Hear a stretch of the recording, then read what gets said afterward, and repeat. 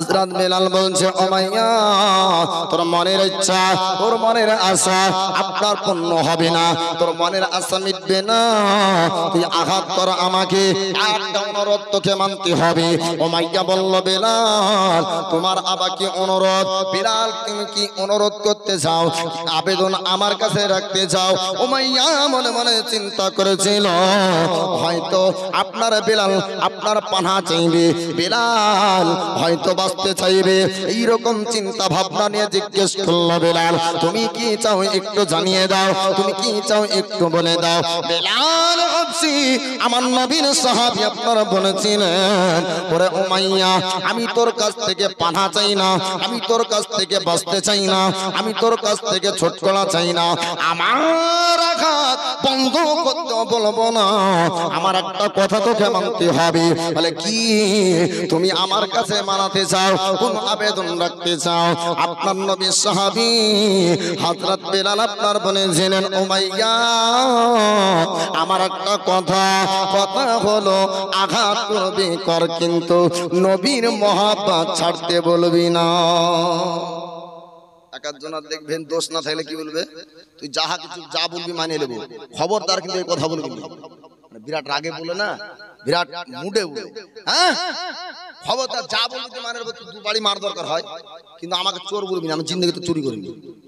অনেক ঝামেলাতে দেখবেন রাগে মুহূর্তের যেটা না করে সেটাও ব্যবহার করে দেয়, বলে দেয় তুই হ্যান করেছিস ত্যান করেছিস হ্যান করেছিস, তখন রেগে যেয়ে বলে কি এই যা বলছিস বল, খবরদার কথাটা কিন্তু বলবি না। তো এর উপর হযরতে বেলালের মহব্বত ইশক জোশ চলে এসেছে, বলে উমাইয়া মার বারণ করব না, আঘাত কর বারণ করব না, তুই যাহা কিছু কর কিন্তু খবরদার নবীর কালমা ছাড়তে বলিস না। জোরে বলুন সুবহানাল্লাহ। অসম্ভব, ছাড়তেই পারবো না, জীবন চলে যাবে কিন্তু নবীর মহব্বত ছাড়বো না। এর নাম হলো সাহাবী রাসূল। আমার নবী পাক আলাইহিস সালাম বলেন বুনিয়ার আপনার নবী পাক আলাইহিস সালাম বলেন লা ইউমিনু আহাদুকুম হাত্তা আকুনা আহাব্বা ইলাইহি মিন ওয়ালিদিহি ওয়া ওয়ালাদিহি ওয়ান নাস আজমাইন রাওয়াহুল বুখারী। আপনার সিহাসিত্তা হাদিসের মধ্যে আল্লাহর পবিত্র কোরআনের পরে যার আপনার স্থান দেওয়া হয়েছে, আল্লাহর পবিত্র কোরআনের পরে যার আপনার মান দেওয়া হয়েছে, আল্লাহর কোরআনের পরে আপনার শরীয়তে যাকে জায়গা দেওয়া হয়েছে তার নাম হলো আপনার বুখারী শরীফ। বুখারী শরীফের হাদিসে আমার নবী পাক আলাইহিস সালাম তিনি বলেছেন ততক্ষণ পর্যন্ত তোমরা পূর্ণ মুমিন হবে না, ততক্ষণ পর্যন্ত তোমরা মুমিন হবে না যতক্ষণ পর্যন্ত তোমার পিতার থেকে বেশি আমি নবী আমাকে ভালো না বাসবে, তোমার মায়ের থেকে বেশি আমি নবী আমাকে ভালো না বাসবে, তোমার সন্তান সন্ততি সমস্ত থেকে আমি রাসূল আমাকে ভালো না বাসবে। এ হলো নবীর হাদিস। আমার রাসূল পাক বলেন তোমাদের সমস্ত মহব্বতকে কুরবান করতে হবে আমার কদমে, তবে তোমরা পূর্ণ মুমিন হবে। আমার নবীর সাহাবী হযরত বেলাল আপনার বলেছিলেন উমাইয়া শোন সব কথা মানবো, সব কথা শুনবো কিন্তু একটা কথা মানবো না, একটা কথা শুনবো না। আপনার উমাইয়া বলেছিল ও বেলাল তুইও যদি একটা কথা মেনে নিস, তুমিও যদি একটা কথা মেনে নাও সমস্ত আঘাত বন্ধ হয়ে যাবে, সমস্ত আপনার আঘাত বন্ধ হয়ে যাবে। শুধু বন্ধ না তোমাকেও কবিরাজ দিয়ে চিকিৎসা করাবো, ভালো করাবো এবং ভালো ভালো তোমাকে অর্থ সম্পত্তিও দিব। হযরত বেলাল যখন মানলেন না, হযরত বেলালকে আপনার মরুভূমির বালিতে নিয়ে যায়, এবার মরুভূমির বালিতে নিয়ে গিয়ে বেলাল আপনার রাখা হলো, বেলালের উপর আপনার চাবুক মারা হলো। রাত যখন শুরু হয়ে যায় আপনার উমাইয়া বলল ও সেনাবাহিনীরা, ও আমার সেনারা এই বেলালকে কাছে বেঁধে দাও, গাছের সঙ্গে বাঁধা থাকবে, রাত অতিবাহিত হবে, রাত আপনার কেটে যাবে, সকালবেলায় জিজ্ঞেস করব সারা রাত্রির যন্ত্রণাতে সারা রাত্রির ব্যথাতে হয়তো বেলাল হয়তো পরিবর্তন হয়েছে, মুহাম্মদের কালমা ছাড়বে, মুহাম্মদকে হয়তো ভুলে যাবে। রাত কেটে গেল, সারা রাত পার হয়ে যায়। সকালবেলায় জিজ্ঞেস করে, ও বেলাল তুমি কি কালমা ছেড়ে দিবা, তুমি কি নবীকে ভুলে যাবা? আপনার বেলালে হাবশি বলেছিল, উমাইয়া রে চিন্তা করিস না, আমি রাত্রির বেলাতে শরীরের চিন্তা একবারও করিনি, ব্যথার চিন্তা একবার করিনি, ওষুধের চিন্তা একবার করিনি, ট্রিটমেন্ট চিকিৎসার চিন্তা একবার করিনি। আরে উমাইয়া আমি সারা রাত আমি বেলালে হাবশি নবীর কালমা পড়েছি, সারা রাত নবীর কালমা পড়েছি। তুই ভাবছিস আমি ব্যথার জন্য আহ করেছিলাম, ওটা দুনিয়ার মানুষ শরীরের ব্যথায় আহ করবে। নাবির সচ্চা দিওয়ানা আপনার নাবির কালমাই মাশগুল ছিল। জোরে সে বলুন সুবহানাল্লাহ। এবার আপনার মাইয়া বলল, এইভাবে পরিবর্তন হবে না, এইভাবে কালমা ছাড়বে না। কালমা যদি ছাড়াতে হয় তবে বেলালের ওপর অন্য আঘাত আনতে হবে। কালমা যদি ছাড়াতে হয় বেলালকে অন্য রকম ভাবে আঘাত করতে হবে। বেলালে হাবশি আপনার মরুভূমির পানিতে, ওই মরুভূমির পানিতে আপনার চলে যান। বেলালে হাবশিকে আপনার নিয়ে যাওয়া হলো।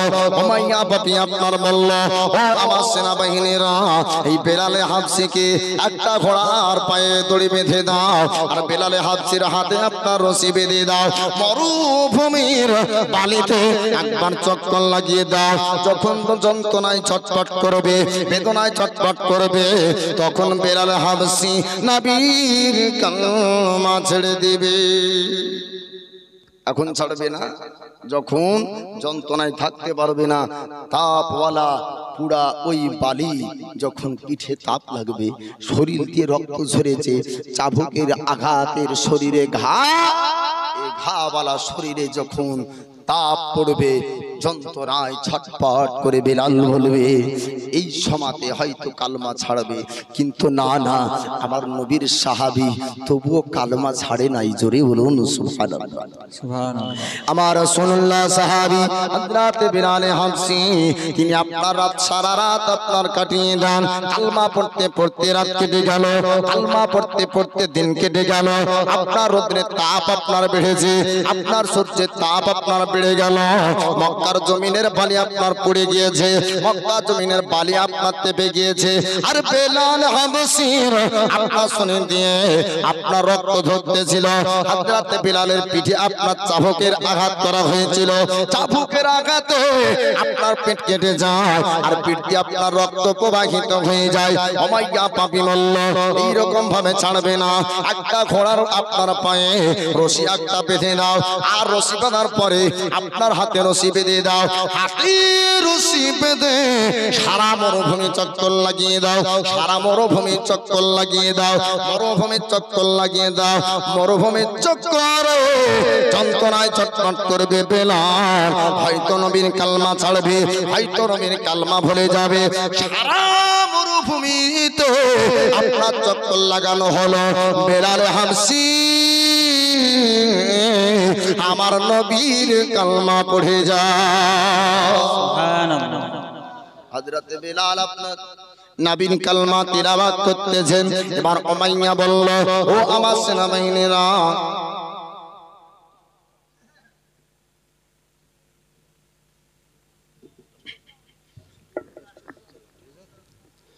হযরতে বেলাল, বেলাল হাবশি আপনার কালমা তিলাওয়াত করতেছেন, বেলাল হাবশি আপনার কালমা পড়তেছেন। বলে সেনাবাহিনীরা, একটু তোমরা কান লাগিয়ে শুনে নাও, একটু তোমরা কান লাগিয়ে জিজ্ঞেস করে নাও। ও বেলাল, একটু জানিয়ে নাও, তুমি কি কালমা ছাড়বে, তুমি কি কালমা বলবে, তুমি কি কালমা ছাড়তে চাও? হযরত বেলাল বলেছিলেন, ও উমাইয়া, জীবন চলে যাবে কিন্তু নবীর কালমা বলবো না। জোরে বলুন সুবহানাল্লাহ। দরুদ পড়ুন আল্লাহুম্মা সাল্লি আলা সাইয়্যিদিনা মাওলানা মুহাম্মদ ওয়া আলা আলি সাইয়্যিদিনা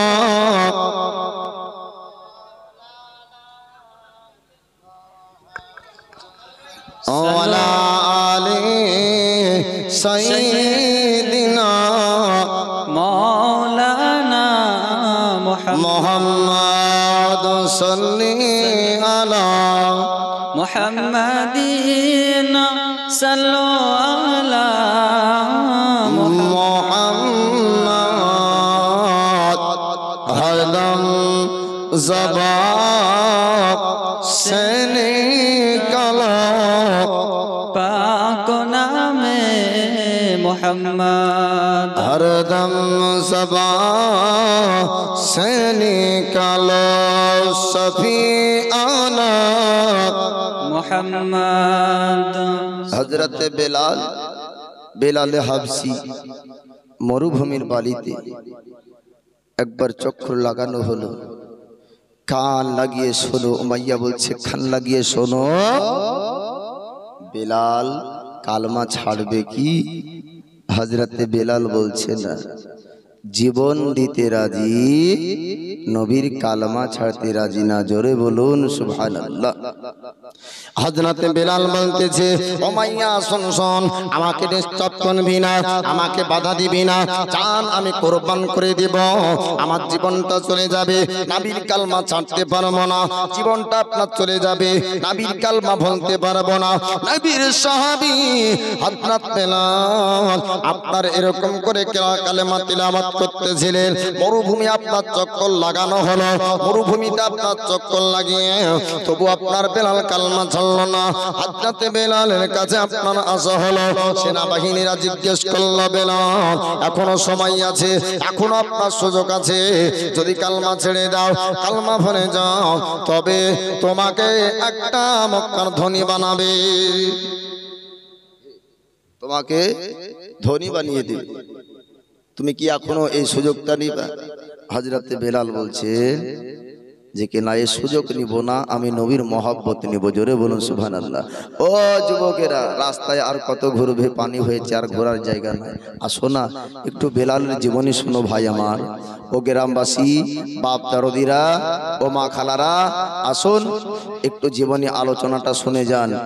সুবহানাল্লাহ। হযরতে বেলাল এবার মরুভূমির বালিতে ঘোড়াতে চক্র লাগানো হলো, তবু ছাড়ে না। উমাইয়া বলছে এতেও শাস্তিতে হলো না, শাস্তির ডোজ একটু বাড়িয়ে দে। আরে কি করে শাস্তির ডোজ বাড়াবো? তো যার বুকে পাথর চাপিয়ে, বুকে পাথর। বাবারা ভাইরা, আপনারা জালসা উপলক্ষে এসেছেন, মহান আল্লাহ তাআলা পানি হুকুম হয়েছে।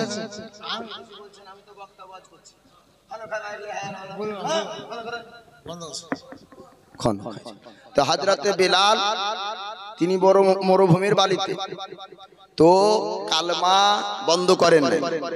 আল্লাহ নবীর সাহাবী হযরতে বেলাল হাবসি তিনি আপনার কালমা তেলাওয়াত করতেছিলেন, কালমা পড়তেছিলেন। এবার উমাইয়া বলছে শাস্তির ডোজ যদি না বাড়িয়ে দাও, শাস্তি যদি না বাড়িয়ে দাও, তবু আপনার তবু কালমা ছাড়বে না, নবী তবু বলবে না, আঘাত যতক্ষণ না পাবে ততক্ষণ কালমা ছাড়বে না। মরুভূমি চক্কর লাগানো হলো, মরুভূমি চক্কর লাগিয়ে আপনার তবু ছাড়লেন না, কালমা তবু বন্ধ হলো না, নবীর মহব্বত তবু বন্ধ হলো না। ওই সময়তে আপনার কি করলেন? আপনার এবার বুকে পাথর চাপিয়ে দিবে, বুকে পাথর চাপানো হলো। আল্লাহ নবীর সাহাবী হযরতে বেলাল হাবসি তিনি আস্তে আস্তে কালমা তেলাওয়াত করতেছিলেন, আস্তে আস্তে কালমা তেলাওয়াত করতেছিলেন। হযরতে বেলাল হাবসি কালমা তেলাওয়াত আপনার বন্ধ হয় না। উমাইয়া সেনাবাহিনীদেরকে বলল, ও সেনাবাহিনীরা একটু তোমরা চলে যাও, আর বেলালকে জিজ্ঞেস করো এখনো যদি কালমা ছেড়ে দেয়, এখনো যদি কালমা ভুলে যায়, আমি এখনো পর্যন্ত ট্রিটমেন্ট করব, এখনো পর্যন্ত চিকিৎসা করব, এখনো পর্যন্ত তাকে আপনার ভালো করে দিব। কিন্তু বেলাল আপনার কালমা ছেড়েছিল না। জোরে বলুন সুবহানাল্লাহ। আমার নবী পাকের সাহাবী হযরতে বেলাল হাবসি তিনি আপনার চললেন, হযরতে বেলাল তিনি কালমা পড়ে, ওকে আপনার পাথর চাপানো, হযরত বেলাল তবু কালমা ছাড়ে না। উমাইয়া আপনার চিন্তা করেছিল আর কালমা ছাড়বে না, আর কালমা বন্ধ করবে না, আর বেলাল কালমা ছাড়বে না, আর তো আঘাত সহ্য করে না, এই বেলালকে কালমা ছাড়ানো সম্ভব নয়। যা শর্ত দিই সব মেনে নেয়, যত আঘাত দিই সহ্য করে নাই, যত কষ্ট হয় সহ্য করে নাই। এই বেলাল আর কালমা ছাড়বে না। বাপ দরদিরা, এ হলো নবীর মহব্বতের বাবা, এ হলো নবীর ইশক আশিকে রাসূলের বাবা। যে নবীর সাহাবী হযরতে বেলাল জীবন দিতে রাজি, কিন্তু বেলাল নবীর মহব্বত ছাড়তে রাজি নয়। আল্লাহ নবী সাহাবী হযরত বেলাল হামসে কি করলো, এবার আপনার কালমা পড়ে উমাইয়া বুঝে নিল নবী পাকের দেবানার এনা আপনার পরীক্ষা হয়ে গেল, ইমতিহান আপনার নেওয়া হয়ে গেল। আপনার বুঝে নিয়েছিল, আপনার উমাইয়া জানতে পেরে গিয়েছিল, উমাইয়া আপনার জানতে বলল, উমাইয়া আপনার বুঝতে বলল। মুসলমান, আমার নবী পাকের সাহাবী হযরত বেলালের মহব্বতটা দেখে নিন, হযরত বেলালের মহব্বতটা দেখে নিন। উমাইয়া চিন্তা করলো আর হবে না। উমাইয়া সেনাবাহিনীদেরকে বলল, যতক্ষণ পর্যন্ত জীবন না বের হয়ে যায়, যতক্ষণ পর্যন্ত ইশারা করে পাঠানা চাইবে, যতক্ষণ পর্যন্ত সাহায্য না চাইবে, ওগো সেনাবাহিনী, ততক্ষণ পর্যন্ত এই ব্যক্তিকে ছাড়া যাবে না। ওখান থেকে চলে আসলো। এবার উমাইয়া পাপী এবার তো হাল ছেড়ে দিয়েছে, আর আঘাত করলেও লাভ হবে না, আর মারলেও লাভ হবে না। এখন বাকি আছে জীবন যাওয়া, বাকি আছে তার জান যাওয়া। জানটা যদি চলে যায় তবে সেই ব্যক্তি দুনিয়া থেকে চলে যাবে। জান না যাওয়া পর্যন্ত বেলাল আপনার কালমা ছাড়বে না, জান না যাওয়া পর্যন্ত কালমা ছাড়বে না। জীবন দিবে কিন্তু নবীর মহব্বত দিবে না। জোরে বলো। ইসলামের মহব্বত। এক মুসলমান আর এক মুসলমানের মহব্বতের কথা শুনবেন বাবা। হযরতে বেলালের ঘটনা বলবো। বসে থাকা মুরব্বী, বয়োজ্যেষ্ঠ, বাপ সমতুল্য চাচা আমার আচরণে কথাতে আঘাত পেলে আপনি মাফ করবেন, আমার দৃষ্টিতে দেখবেন। কিন্তু আমি একটা জোশ মহব্বতের উপর আলোচনা করছি, হঠাৎ করে পেছনে মাইকের কথা বলছেন, এটা খারাপ জিনিস। আমি চাই না কোনো মানুষকে ডাইরেক্ট আঘাত দিতে, তারপরও বলছি আপনি ক্ষমা দৃষ্টিতে দেখবেন বা নিজের ছেলে হিসাবে মাফ করবেন। একটু বসে আলোচনাটা শুনুন, কিছু বলার থাকলে অবশ্যই আপনাকে বলতে দিব। নবীর সাহাবী হযরতে বেলাল তিনি কি করলেন, এবার ওই জায়গাতে বুকে পাথর চাপা আছে। আল্লাহ নবীর আর এক সাহাবী নাম তার আবু বকর সিদ্দিক, তিনি আপনার ব্যবসা করতেন, তিনি আপনার ব্যবসায়িক ছিলেন। হযরতে আপনার বেলালের ঘটনা, হযরতে বেলালের আপনার বুকে পাথর চাপানো আছে। নবীর সাহাবী আবু বকর সিদ্দিক তিনি আপনার কি করছেন, ব্যবসা করে বাড়ি যাবে। উমাইয়া পাপীর এক কন্যা ছিল, উমাইয়া পাপীর বেটি ছিল, তাকে বলেছিল, ওগো নবীর সাহাবী আপনি একটু দাঁড়িয়ে যান, আপনি একটু দাঁড়িয়ে যান, আপনার সঙ্গে কথাবার্তা বলবো, আপনার সঙ্গে কথা বলতে হবে, আপনার সঙ্গে একটু আমার প্রয়োজন আছে। আমার নবীর সাহাবী হযরত আবু বকর তিনি আপনার দাঁড়িয়ে গেলেন। দাঁড়িয়ে যাওয়ার পর জিজ্ঞেস করে, ওগো রমণী আমাকে কিসের জন্য ডাক দাও, আমাকে কিসের জন্য দাঁড়াতে বললে? আপনার আমার নবী পাকের সাহাবী আবু বকর যখন বললেন, আল্লাহর বান্দি আপনার বলেছিল, ও নবীর সাহাবী আপনি একটু দাঁড়িয়ে যান, আপনাদের সঙ্গের সাথী, আপনাদের সঙ্গের বন্ধু আমার আব্বা অন্যায় ভাবে, আমার আব্বা ভুল ভাবে তাকে আপনার আঘাত করেছে, আপনি কি তাকে দেখবেন না? আপনি কি তার সঙ্গে কথা বলবেন না? আপনি কি তার পরিচয় জানবেন না? ওগো নবীর সাহাবী আবু বকর আপনি একটু দাঁড়িয়ে যান, আপনার সঙ্গে সাথীর সঙ্গে কথা বলে যান, আপনাদের সঙ্গে সাথীর সঙ্গে একটু দেখা করে যান। না আমার নবী সাহাবী আপনার আবু বকর বাড়ি গেলেন না, আর আবু বকর আপনার সামনে চললেন না। আমার রহমতের নবী তিনি আপনার বলেছেন, ইয়া মুসলমানের কথায় অপর মুসলমান আপনার হেফাজত থাকা চাই। আপনার উত্তম ব্যক্তি যার জবানের দ্বারাতে অন্য ব্যক্তি হেফাজত থাকবে, যার অর্থের দ্বারাতে মাল এবং জবানে অন্য ব্যক্তি হেফাজত থাকবে। আজ জানে মুহতারাম একজনা মুসলমানের আর একজনা মুসলমান কাজে আসবে, আর আমরা কি করি, তুই তো আমার ভাইও লাই, তুই তো আমার মামা লাই, তুই তো আমার খালু না, তুই আমার কে, গ্রামের হলি তো কি হলো। আর হযরত আবু বকর তিনি হচ্ছেন একজন নবীর সাহাবী আর হযরতে বেলাল হচ্ছেন নবীর সাহাবী।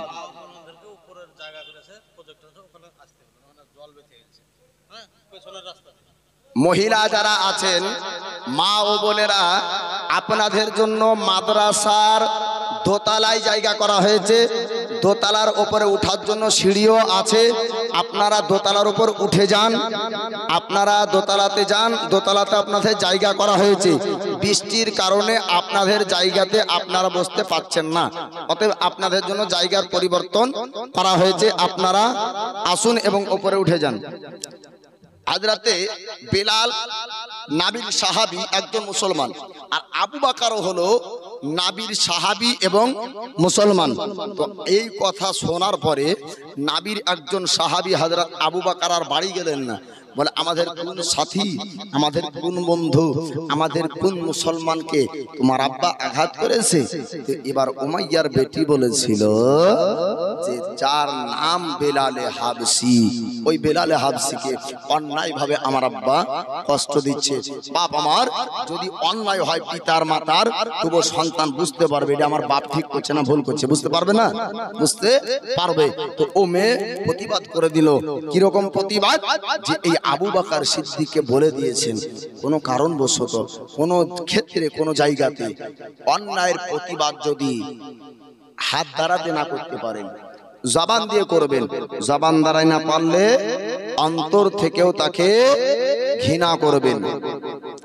আল্লাহ নবী সাহাবী হযরত আবু বকর সিদ্দিক এবার আপনার দাঁড়িয়ে গেলেন আর বাড়ির দিকে চললেন না।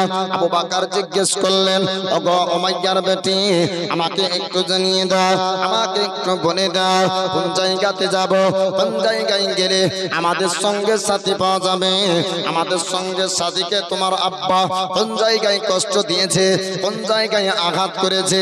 আমার নবীর সাহাবী আবু বকর যখন জিজ্ঞেস করলেন, উমাইয়ার বেটি বলল, ওগো নবীর সাহাবী, ওগো নবীর সাহাবী আবু বকর, আমার আব্বা মরুভূমির বালিতে আপনাদের সঙ্গের সাথী নাম তার বেলাল, ওই বেলালে হাবসিকে আঘাত করেছে। শুধু আঘাত না, ওগো সাহাবী, ওগো নবীর সাহাবী আবু বকর, আমার আব্বা আপনাদের সঙ্গের সাথী বেলালের বুকের উপর একটা পাহাড় পাথর চাপিয়ে রেখেছে। পাথর চাপানো আছে, পাথর চাপিয়ে আমার আম্মা আপনাদের সাথীর উপর এইরকম কষ্ট দিয়েছে, এইরকম আপনার আঘাত করেছে। ওগো নবীর সাহাবী, আপনি যান, আপনি একটু দেখে আসুন গা, আপনি একটু দেখে আসুন গা, আপনি একটু কথা বলবেন, আপনি একটু কথা তার সঙ্গে আলাপ আলোচনা করবেন। আমার নবীর সাহাবী চলতে শুরু করলেন, মরুভূমির বালিতে যান। আর বাড়িতে যাওয়ার পরে দেখতেছেন নবীর সাহাবী, নবীর প্রেমিক বেলাল মরুভূমি। হযরতে বেলাল মরুভূমিতে আছে। এবার হযরতে বেলাল মরুভূমির বালিতে, এবার আবু বকর কথা বলবে, আপনার উমাইয়া পাপির সঙ্গে কথাবার্তা হবে। আবু বকর সিদ্দিক বললেন, উমাইয়া আমি তোর সঙ্গে কথাবার্তা বলতে চাই, আমি তোর সঙ্গে একটা গোপ্তাগো করতে চাই, একটা তোর সঙ্গে আমি মীমাংসা করতে চাই, আর তোর সঙ্গে একটা সমাধান করতে চাই। আপনার উমাইয়া সে বলল, আবু বকর আপনি আমার সঙ্গে কি কথাবার্তা বলবেন, আপনি আমার সঙ্গে কি মীমাংসা করবেন, আপনি আমার সঙ্গে কি গোপ্তাগো করবেন? আবু বকর বলেছিলেন, আপোষের মধ্যে কথা হবে, আমাদের মধ্যে একটা চুক্তি হবে। বলে কি চুক্তি? আজ সারা দিনের মধ্যে যত মাল বিক্রি করেছি সমস্ত টাকা তোকে দিতে চাই, পাতার বিনিময় বেলালে হাবসিকে নিতে যাও। একবার জোরে হবে না সুবহানাল্লাহ? আবু বকর সিদ্দিক এক মুসলমান নবীর সাহাবী, রাস্তা দিয়ে চলে যাচ্ছেন। আর হযরতে বেলাল একজন মুসলমান নবীর সাহাবী, ভাই ছিল না, বাপ ছিল না, চাচা না, খালু না, মামা না, খালি একজন মুসলমান। আমিও একজন মুসলমান, ইনি একজন নবী প্রেমিক, আমিও একজন নবী প্রেমিক ব্যক্তি। এই রকম কষ্ট করে পড়ে আছে। আবু বকর বলছেন, সারা দিনের পয়সা দিয়ে আমি তাকে ছাড়াতে চাই। আর একজন মুসলমান রোডে বিপদে পড়ে থাকবে, কিন্তু আরেকজন মুসলমান তাকাবে না। এই কথা বলেন, হয় না হয় না? জি হয় না হয় না? জি, তাহলে বেধর্মীরা আমাদের উপর কুড়োল মারবে না? বেধর্মীরা হাম্বড় মারবে না? যদি সারা পৃথিবীর মুসলমান, পৃথিবীর নয়, যদি আমাদের ভারতের মুসলমান একতা আজ থাকতো, আপনার দুনিয়ার কোন বেধর্মী আমাদের উপর আঘাত করতে পারতো না। বাপ, কোন ধর্মের উপর বদনাম নয়, নিজের ধর্মের প্রশংসা করুন, তাহলে মানুষ আপনার ধর্মকে ভালোবাসবে। অন্যের কথা খারাপ বলে নিজকে ভালো প্রমাণ করা যায় না। অন্য ধর্মকে খারাপ বলে ইসলাম শ্রেষ্ঠ ধর্ম হতে পারে না। ইসলাম ধর্মকে আল্লাহ শ্রেষ্ঠ ধর্ম বানিয়েছেন। সব থেকে শ্রেষ্ঠ ধর্ম হলো ইসলাম। আল্লাহ পাক বলে ইন্না দীনা ইনদাল্লাহিল ইসলাম। আল্লাহর মনোনীত পছন্দনীয় ধর্ম, তার নাম হলো ইসলাম। জোরে বলুন সুবহানাল্লাহ। এবার নবী পাকের সাহাবী আবু বকর সিদ্দিক বললেন, ওগো উমাইয়া, একটু শুনে নাও, একটু শুনে নাও। আমি আজকে ব্যবসাতে যত মাল বিক্রি করেছি, আজকে যত টাকা হয়েছে, আমি সমস্ত পয়সাগুলো তোমাকে দিয়ে দিব। বিনিময়ে বেলালকে তোমার কাছ থেকে নিতে চাই। ওগো উমাইয়া, তুমি রাজি হবে কিনা একটু তুমি জানিয়ে দাও, একটু তুমি বলে দাও। আপনার উমাইয়া বলল, উমাইয়া আপনার ভাবনা চিন্তা করে দেখলো যে আপনার এত আঘাত করার পরেও কালমা যখন ছাড়লো না, এত আঘাত করার পরে কালমা যখন আপনার ভুললো না, এত মরার পরে কালমা ছাড়েনি, জীবন চলে যাবে, কালমা ভুলবে না। তোর বিনিময়ে যেই টাকাটা পাবো আমি উমাইয়া, আমার লাভ হয়ে যাবে। আবু বকরের কথার উপর আপনার উমাইয়া রাজি হয়ে গেল। মাইক কি আছে গো? মাইকে শর্ট মারছে মাইক, ঠিক করো। দরুদ পড়েন আল্লাহুম্মা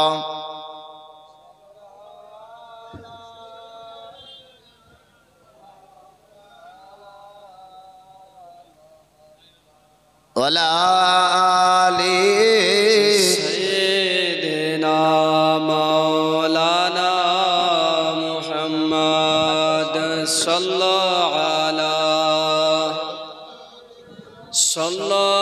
আলা মুহাম্মদ হরদম জবা পাক পাক নবী মুহাম্মদ হরদম জবা সে নিকালো শফিআনা মুহাম্মদ। এবার হযরতে বিলালকে আপনার আবু বকর সিদ্দিক ছাড়াবেন। আবু বকর আপনার উমাইয়াকে বললেন, ও উমাইয়া, তুই যদি রাজি হয়ে যাস, তুই যদি রাজি হয়ে যাস, আজকের ব্যবসার টাকাগুলা আমি তোর হাতে দিয়ে দিব। বিনিময় তুই বিলালকে আমার হাওয়ালে করে দে, আমাকে দিয়ে দে। আল্লাহর নবীর সাহাবী আবু বকর আপনার সমস্ত টাকা আপনার দিয়ে দিলেন। বিনিময়ে হযরত বিলালকে আপনার নিলেন। হযরত বিলাল আপনার আসার পর একটু হালকা সাউন্ডটা কমার পর খুবই বাড়ি মারছে, লোকে বসে থাকতে পারছে। আল্লাহর নবীর সাহাবী হযরত বিলালকে আপনার জিজ্ঞেস করলেন, আবু বকর তিনি বলতেছেন, ওগো বিলাল, তোমার একটু ইচ্ছা জানিয়ে দাও, এখন তুমি কোন জায়গায় যাবে, কোথায় তোমাকে নিয়ে যাব? আপনার বিলাল বলেছিলেন, ও আবু বকর, আমি যত আঘাত সহ্য করলাম, আমি নবীর নাম ব্যবহার করলাম, আমি নবীর কালমা পড়লাম, নবীর কালমাতে আমার শরীরের ব্যথা দূর হয়ে গেল। ওই নবী পাকের চেহারা যদি দেখি, আমি বিলাল আর শরীরের যন্ত্রণা থাকবে না। নবীর সাহাবী বেলাল হাবশী বলছেন, ওগো আবু বকর, আমি নবীর চেহারা যদি একবার দেখে নি, আমি বেলাল যন্ত্রণা ভুলে যাব, আমার বেদনা আমি ভুলে যাব। চলো আমাকে রাসূলের পাকের কাছে নিয়ে চলো। আল্লাহর নবীর কাছে আপনার বেলালে হাবশীকে নিয়ে যাওয়া হলো। বেলালে হাবশী আমার রাসূল পাকের কাছে আপনার গেলে, নবীজি আপনার বলতেছেন, ওগো বেলাল, তুমি এত আঘাত সহ্য করলে, এত কষ্ট সহ্য করেছো, আজ বেলাল তোমার উপর আল্লাহ পাক আল্লাহ রাজি হয়েছে, তোমার নবীও তোমার উপর রাজি। জোরে বলো। ইমতিহান পরীক্ষাতে পাস করে গিয়েছো, আজ তুমি পাস করলে আজ তুমি বড় ইনাম পাবে। আজ তুমি কি নিতে চাও একটু জানিয়ে দাও। বিলাল হাবশী আমার নবী পাক আলাইহিস সালামকে বলেছে, ইয়া রাসূলুল্লাহ, ইয়া হাবিবাল্লাহ, ওগো আল্লাহর নবী, আমি দুনিয়ার কিছু চাই না, আমি দুনিয়ার অর্থ চাই না। ইয়া রাসূলুল্লাহ, ইয়া হাবিবাল্লাহ, নবী গো, আপনার মহব্বত বিলাল চাই। বিলাল আপনার মহব্বত চাই, আপনার ভালোবাসা বিলাল অন্তরে রাখতে চাই। আপনি আমাকে ভালোবাসুন, আর কিছু চাই না। আপনার ভালোবাসা চাইবো, আর কিছু আমি পেতে চাই না। বিলাল হাবশী আপনার ভালোবাসা চাইলেন নবীর কাছ থেকে। আমার নবী পাক আলাইহিস সালাম যার উপর রাজি হয়ে যাবেন, আমার নবী পাক যাকে আপনার ভালোবাসবেন, আল্লাহর নবী যার হয়ে যাবেন, আল্লাহ পাক আল্লাহ তাআলা আপনার তার হয়ে যাবে। আল্লাহ পাক যার হয়ে যাবে, সারা জগৎ পৃথিবী তার হবে। জোরে বলো। এই বিলাল হাবশী আপনার জান্নাতে আগে জান্নাতে যাবে। এই প্রসঙ্গে একটা হাদিস আছে, নবী বলছেন, বিলাল তুমি কি আমল করেছো যে তোমাকে দেখছি তুমি জান্নাতে যাচ্ছ, আর জান্নাতে যাওয়ার পাহাড়ি শব্দ আমি রাসূল, আমি নবী দুনিয়ায় শুনতে পাচ্ছি। জোরে বলুন সুবহানাল্লাহ। আল্লাহ নবী বলছেন, বিলাল তুমি জান্নাতে যাচ্ছ, আর তোমার জান্নাতে যাওয়া পাহাড়ির শব্দ আমি নবী দুনিয়া থেকে শুনতে পাচ্ছি। হযরতে বিলাল বলেছিলেন, ইয়া রাসূলুল্লাহ, ইয়া হাবিবাল্লাহ, নবী গো, আমি যতবার ওযু করি প্রতিবার আমি নামাজ পড়ি। জোরে বলুন। তাহিয়াতুল ওযু, ওযুর নামাজ আমার ছুট নাই, যেদিন করি সেদিনই পড়ি। তো রাসূল পাক বলছেন, বিলাল তুমি জান্নাতে যাবে। তো নবী যে বললেন যে বিলাল তুমি জান্নাতে যাবে, তো বিলাল জান্নাতি হবে। জোরে বলুন সুবহানাল্লাহ। হযরতে বিলালই হচ্ছেন নবীর যুগের নবীর শ্রেষ্ঠ সাহাবীর মধ্যে একজন, এবং নবী পাকের মুয়াজ্জিন ছিলেন। জোরে বলুন। আমার নবী বলেন, কিয়ামতের দিন মুয়াজ্জিনের গর্দান উঁচু হয়ে যাবে। কি হবে? গর্দান উঁচু হবে।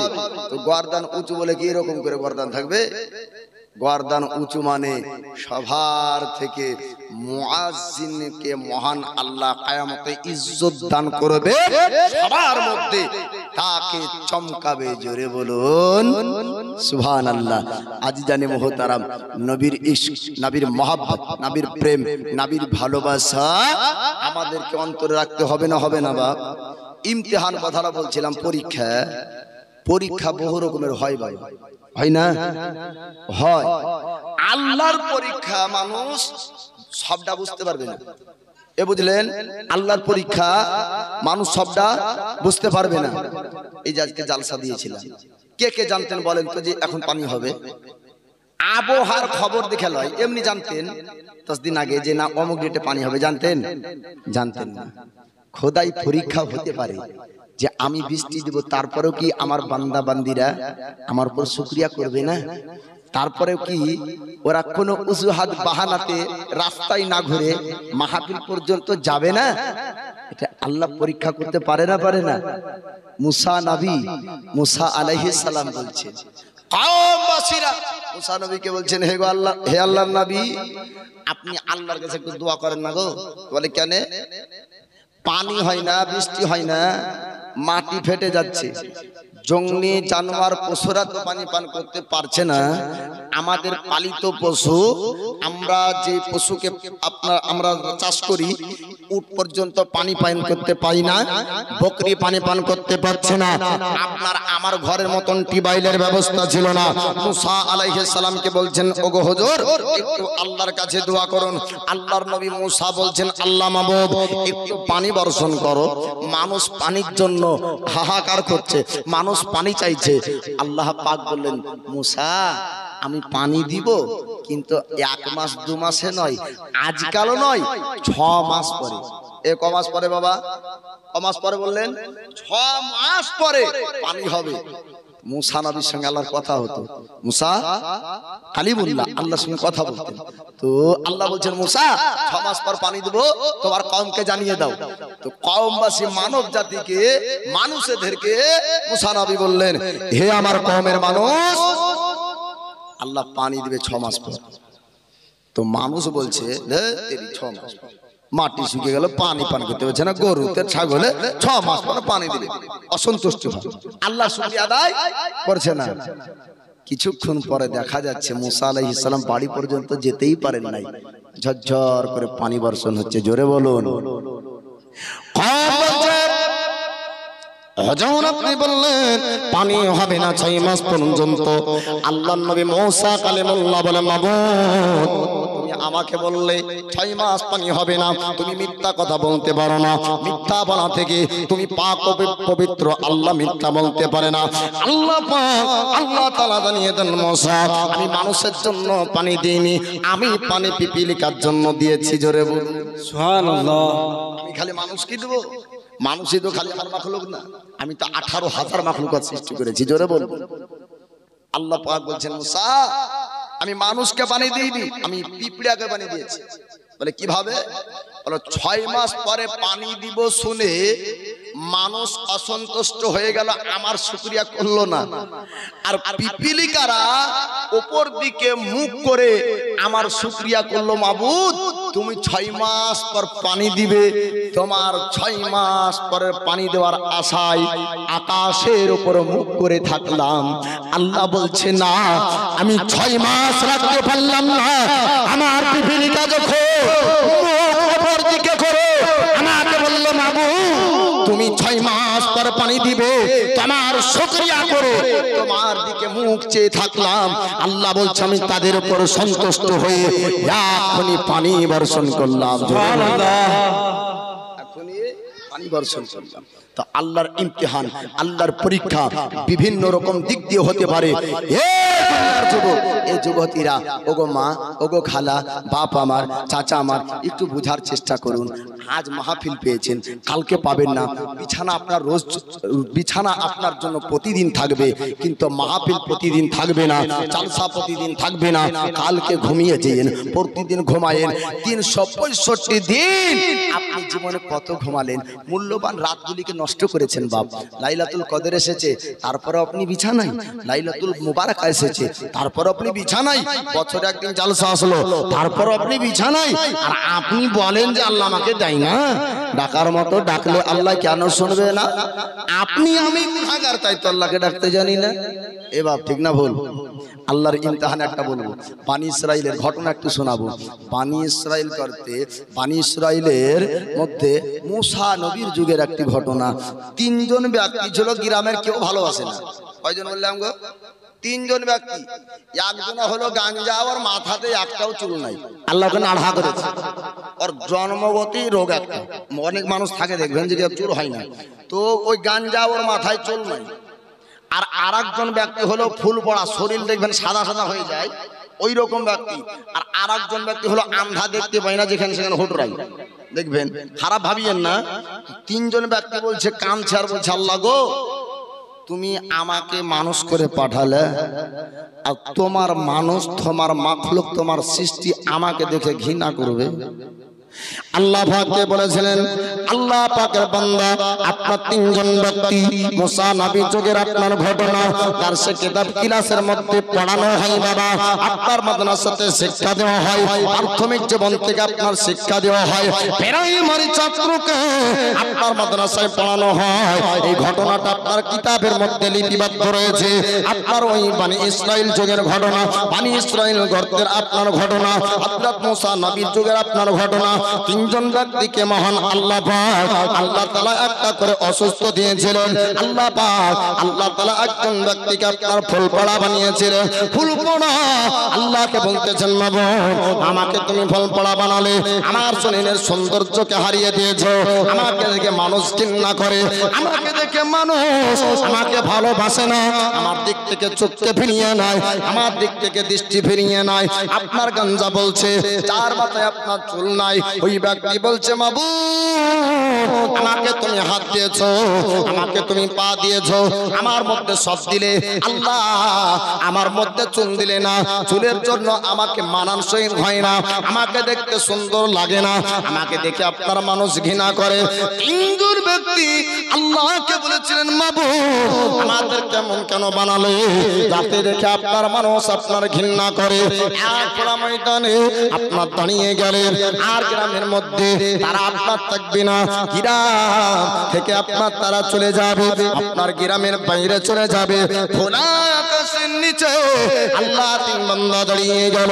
আল্লাহ পাক আল্লাহ তাআলাকে বলেছিলেন মাবুদ আমাদেরকে এইরকম কেন তুমি বানিয়েছো? আল্লাহ পাক বললেন আল্লাহর ফেরেশতাকে, আল্লাহ ফেরেশতা বলেছিলেন মাবুদ আল্লাহকে, মাবুদ তোমার বান্দা কত তোমার কাছে কান্না করে, আল্লাহ তাদের দোয়া কি তুমি কবুল করবে না? তাদের ইচ্ছা কি তুমি আল্লাহ পূর্ণ করবে না?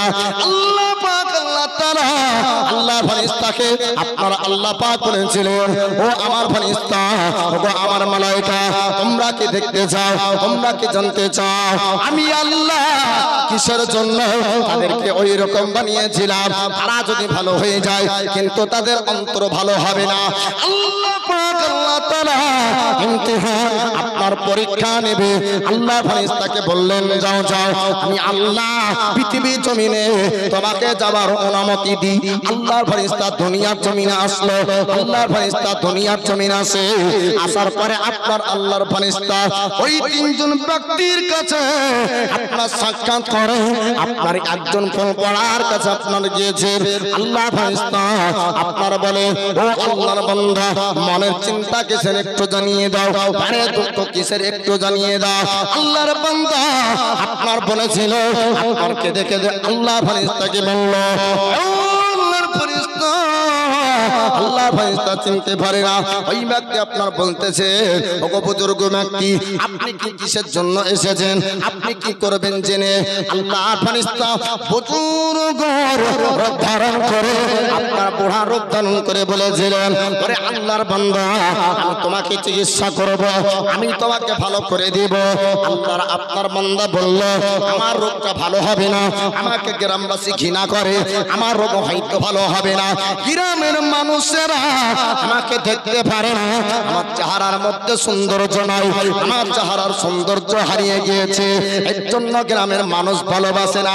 আল্লাহর ফেরেশতা আপনার হাত ঘনিয়ে দেয় এবং ফুল পড়ার সঙ্গে সঙ্গে ভালো হয়ে যায়। আল্লাহর ফেরেশতার হাত ঝুলিয়ে দেয় তো সঙ্গে সঙ্গে ফুল পড়া রোগ ভালো হয়ে যায়। জোরে বলুন সুবহানাল্লাহ। আল্লাহর ফেরেশতা আবার বলল ও আল্লাহর বান্দা তোমার কিসের প্রয়োজন আছে, কোন জিনিস তুমি চাও একটু জানিয়ে দাও। আমার তো কিছু চাই না, আমি তো একজন গরিব ব্যক্তি, ফুল পড়া বলে আমাকে কাজ দিত না, ফুল পড়া বলে আমাকে কর্ম দিত না, ফুল পড়া বলে আমাকে মানুষ চাকরি দিত না, ফুল পড়া বলে আমাকে মানুষ পয়সা দিত না। আল্লাহ ফেরেশতা আল্লাহর পাকের কাছে বললেন মাবুদ একে কোন জিনিস দান করব, কোন জিনিস দেব? আল্লাহর পক্ষ থেকে আল্লাহর ফেরেশতা আপনার 10 মাসের গাভীর উট দান করে। 10 মাসের গাভী আপনার উট দিলেন, বলে যা এতে তোর বরকত হবে। জোরে বলুন এতে তোর মালের বরকত হবে আর তোর গরিবিটা দূর হয়ে যাবে। আল্লাহর ফেরেশতা যখন এই কথা বললেন এবার উট নিয়ে সে মাকে চলল। যাওয়ার পর আল্লাহ পাক আল্লাহ তাআলা মালে বরকত দান করে। আল্লাহ পাক আল্লাহ তাআলা আপনার মালে বরকত দেয়। উট আপনার আস্তে আস্তে বাড়তে শুরু করলো, উট আপনার আস্তে আস্তে আপনার বাড়তে শুরু করলো, ধনীতে পরিণত হয়ে যায় আর একজনের কাছে। আল্লাহর ফেরেশতা আপনার চলল, আল্লাহর ফেরেশতা আবার গেলেন। যাওয়ার পরে ওই ব্যক্তিকে বলতেছে তোর মনের চিন্তা কিসের একটু জানিয়ে দে। ওই ব্যক্তি বলছে আল্লাহ পাক আল্লাহ তাআলা আমাকে পৃথিবীর জমিনে পাঠালো, আমাকে হাত দিয়েছে আল্লাহ পাক, আমাকে কান দিয়েছে আল্লাহ পাক, জবান দিয়েছে আল্লাহ পাক, সমস্ত শরীরে অঙ্গ প্রত্যঙ্গ আল্লাহ পাক আমাকে দান করলো। কিন্তু আল্লাহ আমাকে চুল দেয়নি, আমার সৌন্দর্য হারিয়ে গিয়েছে, আমাকে দেখতে ভালো লাগে না, আমাকে দেখতে সুন্দর মনে হয় না, গ্রামবাসীরা আমাকে দেখে ঘৃণা করে। তার জন্য গ্রামের সমস্ত ব্যক্তিকে ছেড়ে দিয়ে আমি একটা খোলা আকাশের নিচে বসে আল্লাহর ফারিস্তা বলছেন মনের চিন্তা দূর করে দে, চিন্তা করিস না, টেনশন করিস না, তুই আজকে ভালো হয়ে যাবি। আল্লাহর ফারিস্তা নুরানি হাত ভুলিয়ে দিলেন, সঙ্গে সঙ্গে মাথায় চুল চলে আসলো। জোরে বলুন সুবহানাল্লাহ। বলে তোর কি চাইব? আল্লাহর ফারিস্তা একটা গাই গরু দিলেন। কি দিলেন? গাই গরু। গাই গরু দেওয়ার পরে বলে যা, এই গরুর বাচ্চা দিবে আর তোর মালে বরকত হবে, চলে যা। অন্ধ ব্যক্তির কাছে, আপনার কানা ব্যক্তির কাছে এবার আল্লাহর ফারিস্তা চলল। আল্লাহর ফারিস্তা বুজুর্গ সেজে, আল্লাহর ফারিস্তা আপনার পরেশকারী মানুষের উদ্ধারণ করে আল্লাহর ফারিস্তা এই ব্যক্তি বলছেন, ওরে আল্লাহর বান্দা, তোর মনের একটু চিন্তার কারণটা জানিয়ে দে, তোর মনটা খারাপ কেন একটু জানিয়ে দে। কানা আপনার অন্ধ বলেছিল, আল্লাহ পাক আল্লাহ তাআলা আমার মধ্যে সব দিয়েছে, আল্লাহ পাক আমাকে সব দিয়েছে, কিন্তু জগতের আলো দেখার শক্তি দেয়নি। আমি তো দুনিয়া দেখতে পাচ্ছি না, দুনিয়াকে দেখতে পাই না। আল্লাহ আমাকে সব দিয়েছে কিন্তু দুনিয়া দেখার ক্ষমতা দেয়নি, চোখের পাওয়ার দেয়নি। আমাকে আল্লাহ নাবিনা বানিয়েছে। আল্লাহর ফারিস্তা, আল্লাহর ফারিস্তা আপনার দোয়া করেছিলেন, আল্লাহর ফারিস্তা আপনার হাত বানিয়ে দিলেন। নূরানি হাত যখন আপনার পড়ল, নাবিনা থেকে আপনার বিনা হয়ে গেল, অন্ধকার আপনার দূর হয়ে গেল, চোখের পাওয়ার আপনার ফিরে এলো, চোখের দৃষ্টি আপনার ফিরে এলো। আল্লাহর ফারিস্তা আপনার কি করলেন? এইরকম ভাবে তাকে জিজ্ঞেস করলেন, তোর কোন জিনিসের প্রয়োজন আছে, তুই কি কোন মাল চাস না, একটু জানিয়ে দে। ব্যক্তি বলল, হুজুর আমি কানা বলে আমি কাজ হয়তো করতে পারবো না, আমি পৃথিবীর জমিন দেখতে পাবো না, দুনিয়ার আলো আমি দেখতে পাই না, হুজুর তার জন্য মানুষ আমাকে কর্ম। নারায়ে তাকবীর, নারায়ে